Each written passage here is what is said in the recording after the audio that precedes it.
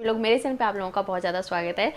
आज का वीडियो है करवा चौथ सीरीज़ के अकॉर्डिंग ही है। बीच में 2-3 दिन का गैप लग गया था, so sorry for that. Actually function हुआ था जो कि मैंने आप लोगों के साथ कम्युनिटी पोस्ट के थ्रू शेयर भी किया था। उसके बाद सडनली हम लोगों की तबीयत ख़राब हो गई थी, मतलब पूरी फैमिली की, मेरी, डुग्गू की, मेरे हस्बैंड की, सब लोगों को फीवर हो गया था। बट अभी सब ठीक है, अंडर कंट्रोल है। एंड आज भी मैं मेडिसिन लेके ही ये वीडियो शूट कर रही हूँ क्योंकि सीरीज़ तो कंप्लीट करनी थी ना मुझे, तो इसलिए मैं कंटिन्यू 2 वीडियो आज मैं आप लोगों के साथ शेयर कर रही हूँ। एक तो ये वाला मेकअप ट्यूटोरियल जो कि या तो आ चुका होगा या फिर आ जाएगा, तो ज़रूर देखिएगा, लाइक भी जरूर कीजिएगा अगर पसंद आ जाता है तो। बहुत ही अच्छा टर्न आउट हुआ है, मुझे पर्सनली बहुत पसंद आया खुद को। अभी तो मैंने कुछ एसेसरीज निकाल दी है। वीडियो है कि राजस्थान में करवा चौथ कैसे मनाया जाता है। ये क्वेश्चन मुझे बहुत पहले भी पूछा गया, मतलब 1 साल पहले जो करवा चौथ आई थी उस पर भी पूछा गया था, एंड अभी भी पूछते हैं। लोगों में काफ़ी क्यूरियोसिटी भी है क्योंकि अगर करवा चौथ की बात करें ना तो पंजाब साइड का तो फिर भी मूवीज़ के थ्रू एंड सोशल मीडिया के थ्रू हम देख लेते हैं, बट राजस्थान का इतना कुछ शेयर हुआ नहीं है अभी कि कैसे मनाया जाता है। और पूरे राजस्थान की भी अगर मैं बात करूँ तो राजस्थान बहुत बड़ा स्टेट है, इसमें भी अलग अलग जगह शायद अलग अलग तरीके से मनाया जाता है, शायद नहीं, डेफिनेटली अलग अलग तरीके से मनाया ही जाता है। तो मैं बेसिकली मेरे यहाँ कैसे मनाया जाता है वही सारी चीज़ें मैं आप लोगों के साथ शेयर करूँगी।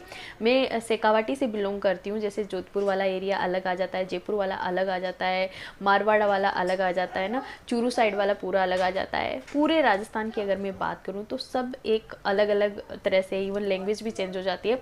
मैं शेखावाटी से बिलोंग करती हूँ पर्सनली, तो मैं शेखावाटी में कैसे हम लोग सेलिब्रेट करते हैं वो मैं आप लोगों के साथ शेयर कर रही हूँ। एंड आई थिंक वही वाला प्रोसीजर पूरे राजस्थान में होता होगा, हो तो कमेंट करके बताना, एंड कुछ चेंज हो तो भी बताना। तो प्लीज़ कोई कमेंट करके ये मत बोलना कि राजस्थान से तो हम भी है और तुम कैसे बता रही हो, ये गलत तरीका है। तो ऐसा कुछ नहीं, राजस्थान बहुत बड़ा स्टेट है और मैं बेसिकली शेखावाटी से ही बता रही हूँ। जैसे मेरे घर में मनाया जाता है वैसे मैं आप लोगों के साथ शेयर कर रही हूँ। और दूसरी चीज़ ये कि एक तो मैं आप लोगों के साथ करवा चौथ का फुल डे का रूटीन शेयर कर दूंगी जो हमारे यहाँ मनाया जाता है, स्पेशली मेरे यहाँ मनाया जाता है, सो दैट मैं भी कुछ भूलूँ नहीं और आप लोगों को भी अच्छे से समझ में आ जाए।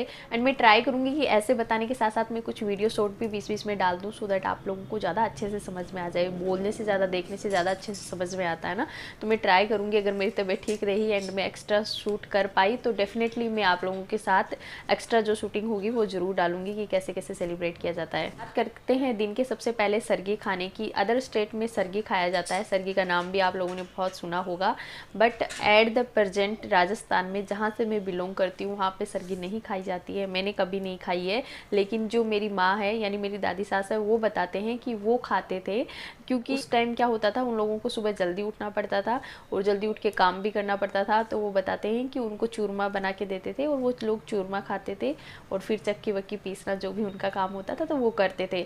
तो सरगी खाई जाती थी राजस्थान में, बट जैसे जैसे टाइम चेंज होता गया तो ये चीज़ें भी चेंज होती गई। अभी नहीं खाते हैं कोई, मुझे भी नहीं बना के दी कभी, एंड मुझे क्या, मैं कभी किसी को, मेरे आस पड़ोस किसी को भी नहीं देखा सरगी खाते हुए, तो नहीं खाते हैं। हमारे यहाँ के एरिया में सरगी नहीं खाते हैं सुबह की।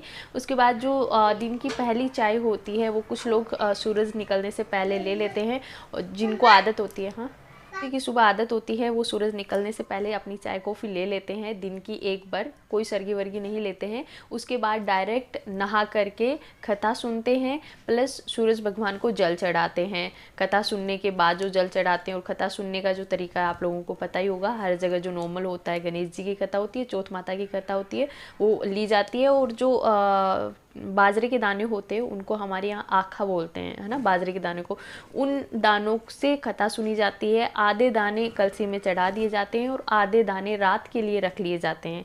आई थिंक आप लोग समझ रहे होंगे कि बाजरे का जो दाने होते हैं उनको आखा बोलते हैं और जो होते हैं उनको आधा रख लेते हैं, सो दैट रात में जब चांद को अर्घ देते हैं ना तब वो काम में लेते हैं, और आधे उसी टाइम भगवान को चढ़ा देते हैं। सूरज भगवान की जल जब चढ़ाते हैं उसके साथ ही में पानी में, तो वो तो हो जाता है उस टाइम का। ये 11-12 बजे के समथिंग सब लेडीज़ कर लेती है ही, वो कथा सुन लेती है। उसके बाद वो पानी भी पीती है एंड अपना फल फ्रूट कुछ खाती भी है। तो हमारे यहाँ फुल डे निरहार जो व्रत होता है ना, जिसके अंदर ना पानी पिया जाता है ना ही कुछ फल फ्रूट खाया जाता है, वैसा फास्ट नहीं होता है। पर्सनली मैं खुद पहले करवा चौथ से बिल्कुल वैसे ही बिना पानी पिए और बिना फ्रूट्स खाए वाला, वैसा वाला ही फास्ट करती आ रही हूँ। बिल्कुल टीवी वाला असर हुआ था मुझ पे, तो मैंने भी वही छलनी से देखना और जो भी चीज़ें हैं मैंने वो सारी फॉलो की। तो ऐसा कुछ होता है हमारे यहाँ कि पूरे दिन खा सकते हो आप, लेकिन फल फ्रूट पूरे दिन तो नहीं, बट जैसे जैसे किसी की इच्छा हो 2 बार 3 बार लोग चाय पी लेते हैं आराम से, या फिर कुछ फल फ्रूट हल्का खा लेते हैं।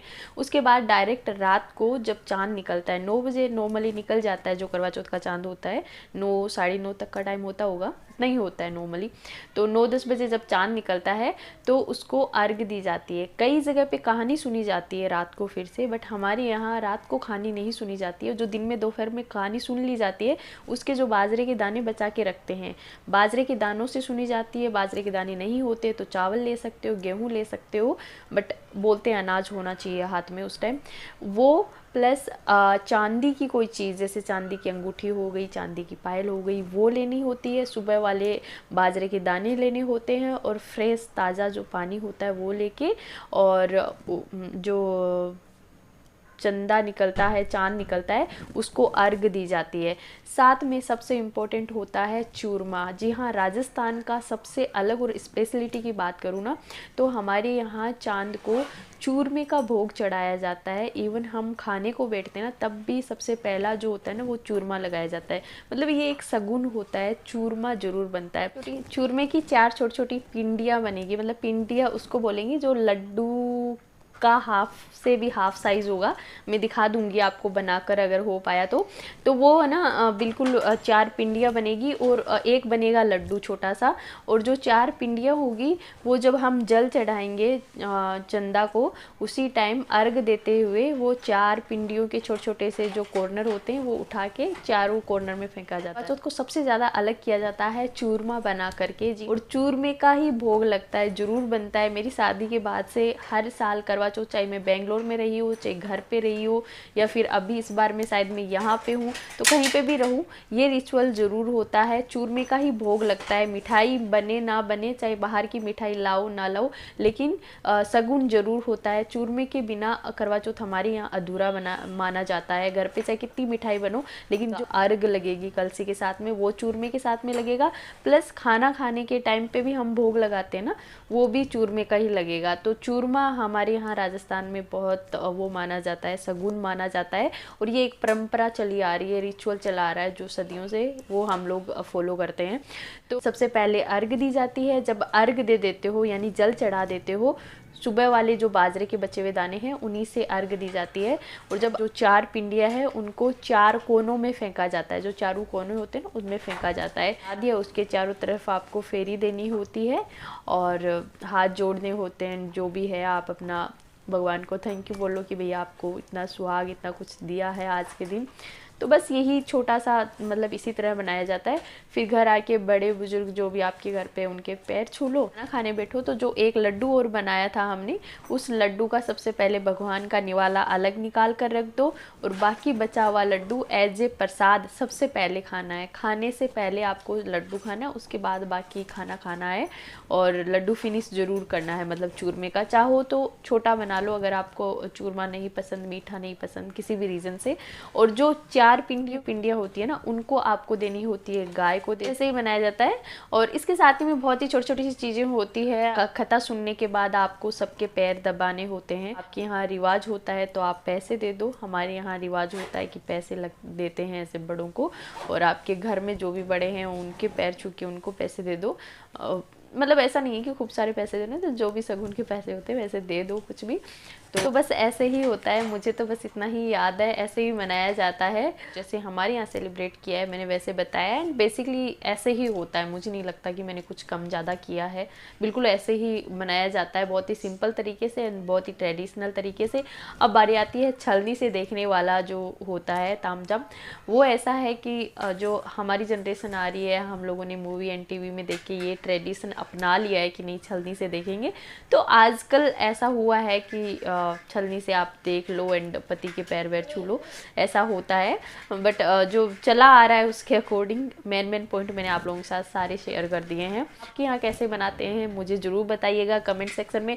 कुछ अलग तरीका है तो भी शेयर कीजिएगा। एंड वीडियो पसंद आ रहा हो तो please hit the like button and channel को सब्सक्राइब कर दीजिएगा। ऐसे काफ़ी सारे वीडियोज़ आपको और देखने के लिए मिलेंगे। एंड ढेर सारा वीडियो को प्यार दीजिएगा। एंड हैप्पी हैप्पी करवा चौथ, हैप्पी वीडियो चाहिए तो प्लीज़ कमेंट करके जरूर बताइएगा। डूक्सा क्रिएशन के नाम से मेरे इंस्टाग्राम पे आईडी है, तो प्लीज़ वहाँ पे मेरे को फॉलो कर लीजिएगा। Thank you so much. मिलती हूँ नए वीडियो में, तब तक के लिए खमा गनीसा।